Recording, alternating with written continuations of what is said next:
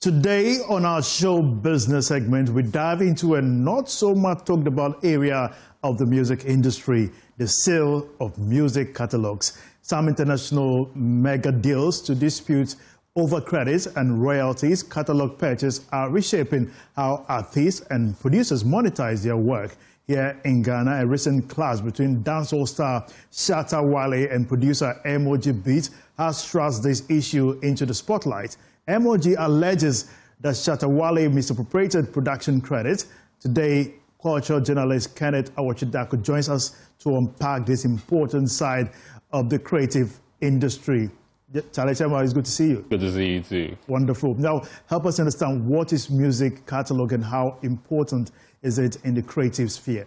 So when you talk about the sale of music catalog, it's essentially the transfer of publishing rights or master recordings belonging to an artist to another party. It could be an investor, it could be a record label, or anybody that's willing to invest into the craft of whoever is putting out this product. And so if someone decides to put money into what you're doing and take over the rights and publishing of that particular song or music for a certain period of time, that is what is called the sale of your music catalog. And it's becoming more and more, pervasive, because as and when streaming is going forward, we've seen developments from, the regular cassettes and records to streaming of content amongst all those other things. So it has become easier to track how much revenue or the value that a specific song will attract in a couple of years, and they measure that against inflation amongst other things, and then the buyer and the investor pays the artist and everybody who is related to that particular song, and then they take over the particular product for a specific period of time. So that essentially is the basics of music catalog and its sale.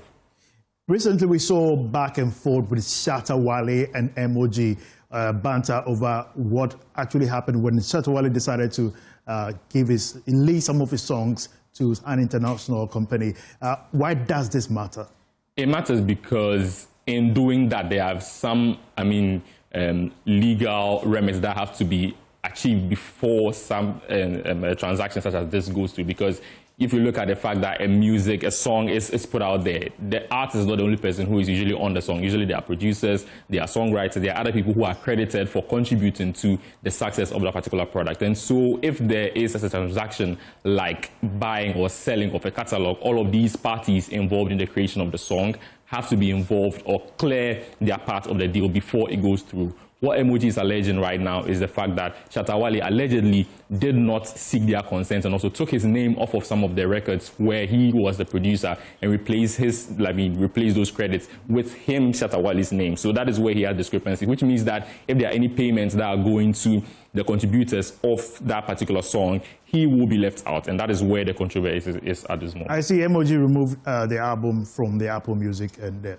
yeah, so he has petitioned the Waka Music is the institution that procured the catalog that Shatta Wale has sold. And so he is saying that he has petitioned them, and based on the evidence that he has provided, the preliminary investigation has led to them pulling down some of the records and albums from the streaming platform, so that when the issues are cleared, we will know if it will come back on or not. Finally, apart from concentration on awards, what can be done to ensure there's proper music governance in Ghana?